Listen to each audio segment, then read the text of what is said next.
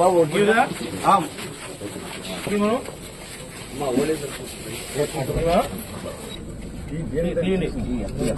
ఒకసారి మా 7,000 చంద్రబాబు గారు పవన్ కళ్యాణ్ గారు మీకు ఇచ్చిన మాట ప్రకారం ఇచ్చారు. 7,000 4,000 పెంచాం కదా. పెంచిన దాంతో పాటు 3,000 రూపాయలు 3 నెలలు, ఏప్రిల్ 1000, మేలో 1000, జూన్ లో 1000, ఇప్పుడు 4,000, మొత్తం 7,000 ఇచ్చా. ఓకే చూడు. ఓకే అదే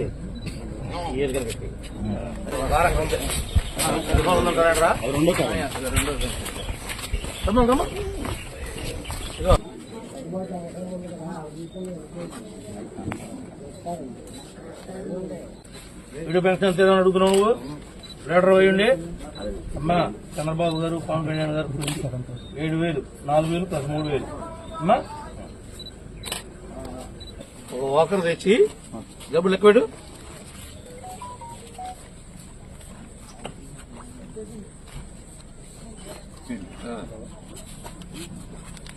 బాబాయ్. 7,000 రూపాయలు మాట ప్రకారం ఇచ్చాం. చంద్రబాబు గారిని పవన్ గారిని గెలిపించినందుకు కానుక ఇస్తున్నాం మాట ప్రకారం. ఉన్నావా? వెళ్తానా?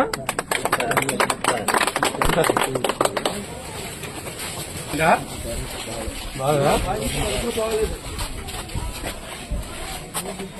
చూడండి సార్.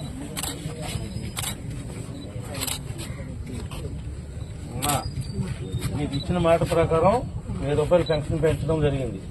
7,000 రూపాయలు ఇస్తున్నాం ఈ నెలలో. కానీ వచ్చే నెల నుంచి 4,000 వస్తాయి. అంటే పెంచిన 1000 మనం 20,000 కదా పెంచాం. అంటే ఏప్రిల్ మే ఇస్తా ఉన్నాం కాబట్టి అవి కూడా 3,000 కల్పిస్తున్నాం.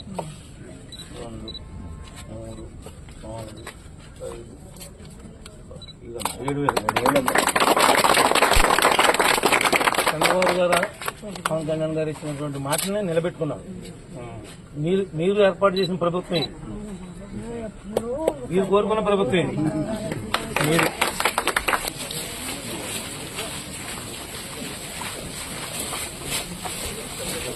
లేదండి.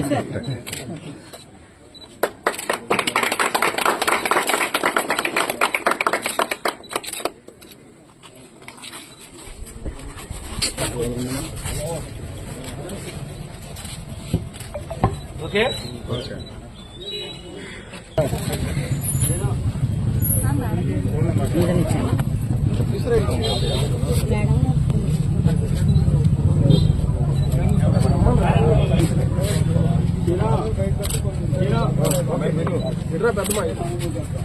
ఈరోజు 1వ తారీఖు సందర్భంగా ఇచ్చినటువంటి హామీల్లో ఏదైతే పేదవారు దురదృష్టవశాత్తు భర్తను కోల్పోయినటువంటి వాళ్ళు, వృద్ధులు, అదేవిధంగా వివిధ కారణాలతో వైకల్యం వచ్చినటువంటి వాళ్ళకందరికీ కూడా ఏదైతే ఎన్నికలకు ముందు మా నాయకుడు చంద్రబాబు నాయుడు గారు, పవన్ కళ్యాణ్ గారు, మోదీ గారు మేము మేనిఫెస్టోలో పెట్టాము, ఇస్తానని చెప్పాము. మాట తప్పకుండా ప్రతి పెన్షన్దారుడికి కూడా 1,000 రూపాయలు పెంచుతున్నామని చెప్పాం. ఆ 4,000 ఏప్రిల్ నుంచే ఇది మేము గెలిస్తే కనుక ఇస్తామని చెప్పి ఒక వాగ్దానం ఇచ్చాము. ఏప్రిల్లో 1000, మేలో 1000, జూన్లో 1000, ఆ 3 నెలలు 3,000, దీనిలో 4,000 కలిపి 7,000 రూపాయలు మరి అప్పు చెప్పడం జరిగింది. ఇది రాష్ట్ర వ్యాప్తంగా ఇదే 6 గంటలకి అన్ని గ్రామ పంచాయతీల్లో, అన్ని డివిజన్లలో, అన్ని వార్డుల్లో మరి ఈ కార్యక్రమం ఒక పండుగ వాతావరణంలో మరి ప్రారంభించడం జరుగుతుంది. సాయంత్రం కల్లా మాక్సిమం అందరికీ కూడా వాళ్ళకి చేరే విధంగా కూడా ప్రయత్నం చేస్తాం. కానీ కొన్ని విషయాలు మీ దృష్టికి తీసుకురావాలి. కొంతమంది కాళ్లుండి, కళ్లుండి, కారులుండి, ఆస్తులుండి, అన్నీ ఉండి అధికారం ఉందనేటువంటి మదంతో ప్రభుత్వ డబ్బును కాజేయడానికి కొంతమంది అక్రమార్కులు సర్టిఫికెట్లు పుట్టించి, దొంగ సర్టిఫికెట్లు, తద్వారా ప్రభుత్వానికి వచ్చేటువంటి డబ్బుని గండికొట్టడానికి ప్రయత్నం చేస్తున్నారు. దాని మీద కూడా కలెక్టర్ గారి దృష్టికి, ప్రభుత్వం దృష్టికి తీసుకుని వాళ్ళ మీద చర్యలు కూడా చేపడతాం. వాళ్ళకి ఎవరైతే సర్టిఫికెట్లు ఇలాంటి దొంగవి ఇచ్చారో అన్నీ ఉండగా కూడా ఈ విధంగా పేదవారికి చెందాల్సినటువంటి వాళ్ళకి చెందకుండా వీళ్ళు మధ్యలో కొన్ని పెన్షన్లని కాజేస్తా ఉన్నారు. దాని మీద కూడా దర్యాప్తు జరిపించి ఎవరైనా సరే కరుడు గట్టిన వైఎస్ఆర్ నాయకుడికి కార్యకర్త కూడా నిజంగా అర్హత ఉంటే అలాంటి పెన్షన్దారుడు ఎవరు కూడా గుండె మీద చేసుకుని ఉండే విధంగా మా నాయకుడు ఆదేశాలు ఇచ్చారు.